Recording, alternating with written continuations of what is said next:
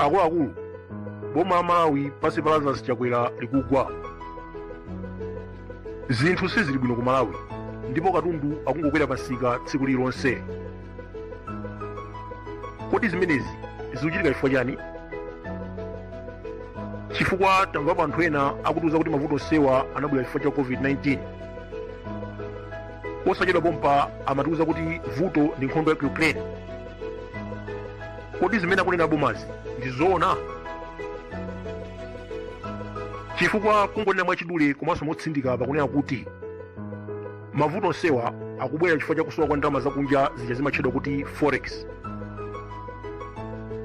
Kodi kusowa kwa Forex kunabwera bwanji dziko muno? Chifukwa mu nthawi ya ulamuliro wopita muthalika Forex inali kuyambirimbiri. Ndiye lero minongolo chakwerayo ndi chifukwa chani Forex kusowa? This is what every Malawian need to understand.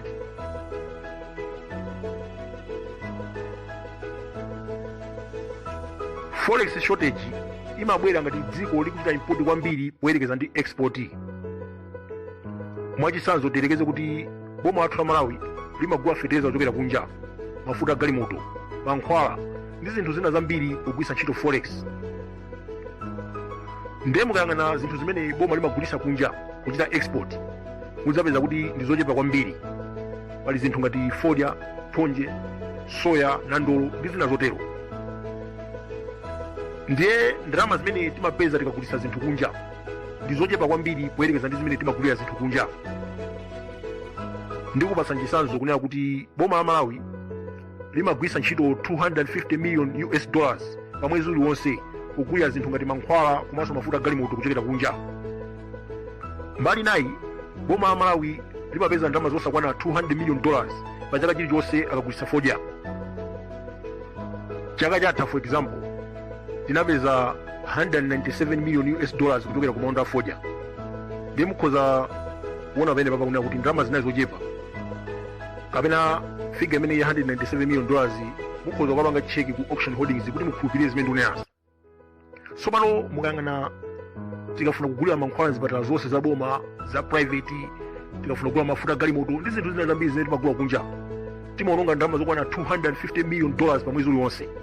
Koma ndalama zimene timachita export kapena tufuna tigulitse soya kandi chimanga, fodya ndi zina zonse zimene timagulitsa kunja, ndalama zimakhala zochepa poyerekeza ndi zimene tikupangira import. Ndiye aboma lathu science akamatiuza kuti vuto ndi COVID-19 kapena nkhondo ya Ukraine, dziwani kuti akungofuna kunama. Iwowa sakufuna kuvomereza kuti alephera. Chifukwa tu zimene zikuchitika panopa ku Malawi tinazionaponso ku Sudan chaka cha 2018. Forex inayamba kusowa kumene koko, ndalama ya dziko inagwa, katundu komanso inflation zinakwera mosakhala bwino. Buledi amene anthu ankagula 300 kwacha ku Sudan kumeneko anakwera mtengo kufika pa 900 kwacha mwezi umodzi wokha. Muthanso kuona lero ku Malawi kunena kuti katundu akungokwera mosakhala bwino, kwacha ikungogwa, Forex kulibe, komanso makampani ambiri ayamba kutsekedwa. Inu mwamva posachedwa pompa kuti kampani yopanga mafuta ophikira akukoma ndi Malawi imene imatchedwa kuti Capital Oil Refining Industries yachenjeza kale kuti mafuta ophikira ayamba kusowa posachedwa chifukwa kampani imeneyi ilibe Forex yogulira zipangizo zimene amapangira mafuta. Pali zipangizo zina zinapangira mafuta zimene amagula kuchokera kunja kugwiritsa ntchito Forex. Ndi chifukwa cha kusowa kwa Forex iwo akulephera kumagula zipangizo zimenezi, ndipo chifukwa chake akumata kapanga mafuta amene aja kumakhala kukwera mtengo. Makampani a ndege ngati Kenyan Airways komanso Ethiopia asiya kugulitsa matikiti a ndege ku Malawi kuno chifukwa cha kusowa kwa Forex. Zimene zachitika masiku ake omwewa, wiki yake omwe ino. Anayamba ndi Ethiopian Airways kenaka a Kenya Airways iso nawo abwera kunena kuti ayi ku Malawi kulibe Forex, ndiye ifeyo sitingakwanise kumagulitsa matikiti athu m'magwacha, tasiya basi amene akufuna zigula pa online. Inuyo mupite ku game stores, ku Pep, ku Shoprite ndi mashopu ena ambiri, mukapeza kuti katundu wambiri kulibeko chifukwa mashopu amenewa alibe Forex yogulira katunduyo kuchokera kunja. Mukudziwa kuti katundu wambiri amene amakhala ku Shoprite kuja, ku Pep, game stores amachita kumugula kuchoka kunja kumabwisa ku Malawi kuno muchita import. Ndiye panopa chifukwa cha kusowa kwa Forex basi akulephera kuti atenge katundu amene kuchoka kunja, ndipo katundu amene yakusowa mashopu amene wawa. muzipatala zambiri za boma komanso za private mulibe mankhwala tunena pano, ndipo abungwe la Pharmaceutical Association of Malawi auza atolankhani kuti akulephera kugula mankhwala chifukwa cha vuto la Forex. Ngakhale a Central Medical Stores anenanso chimodzimodzi posachita pompa kuti mankhwala akusowa chifukwa alibe Forex yogulira mankhwala ochokera kunja. Panopa kuti mupite zipatala zambiri kana za private kana za boma mankhwala akusowa chifukwa chona kuti mankhwala wati magula kunja, ndi chifukwa cha kusowa kwa Forex sangakwanise kugula mankhwala kunja kumene kuku, ndipo chifukwa chake kumawe kuno kuli mavuto akusowa kwa mankhwala. Komatu agospel kazako akamankhwala ndi Malawi akungoyankhula ngati kuti zinthu zonse zili bwino, koma pansi pa mtima akudziwa kuti sizili bwino. Mr. Martin Simuko amene ndi general manager wa bungwe la Petroleum Importers Limited wachenjeza kale posachita pompa kuti mafuta agalimoto akukwera mitengo komanso ayamba kusowa chifukwa cha vuto la Forex. Ndiye mukhoza kuona kunena kuti dziko la Malawi panopa zili bwino, zinthu zavuta.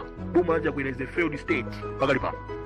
Tinene zoona sitikunena kuti kudana ndi Chakwera yayi, koma ngakhale panopa kuti muone zimene zikuchitika zinthu Malawi. Anatiuza posachita pompa kuti mafuta ophikira atsika, koma sanatsike ndokwerabe chifukwa chona kuti zipangizo zimene makampani amene amagula ochokera kunja ndizokwera kwambiri, komanso Forex akusowa, ndi mafuta sangasike pakali panopa, akhala okwerabe ndithu mpaka kalekale ndithu mpaka nthawi. Panopa dziko la Malawi tikhoza kumalitchula kuti net importers. Net importers ndiwanthauza kuti ndi dziko limene likusowa Forex chifukwa chona kuti iwowa akumagula zinthu zambiri kutoka kunja kumachita import pogwiritsa ntchito Forex, kugula zinthu ngati fertilizer, mafuta ophikira, mafuta galimoto, mankhwala zipatala, zinthu zambiri zimene akumagula kani masuti awo aja china Chakwera aja zonse zija kumagwiritsa ntchito Forex.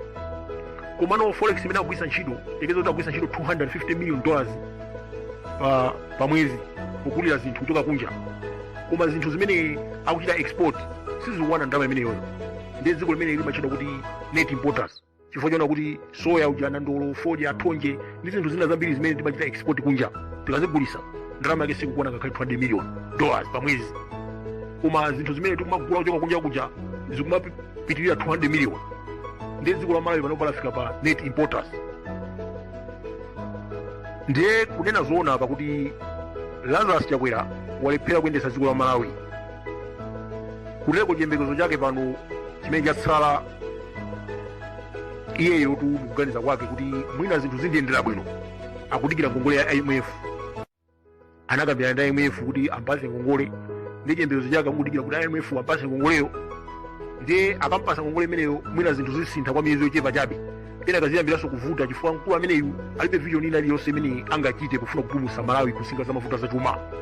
Iniwo mukuthanso kuona kuti pa 2 years amangoti iya ivuto ndi COVID, chikangobwera ichi iya ivuto ndi mafulasi, iya ivuto ndi uyu, vuto ndi ichi, vuto ndi nkhondo ya ku Ukraine, vuto ndi chakuti.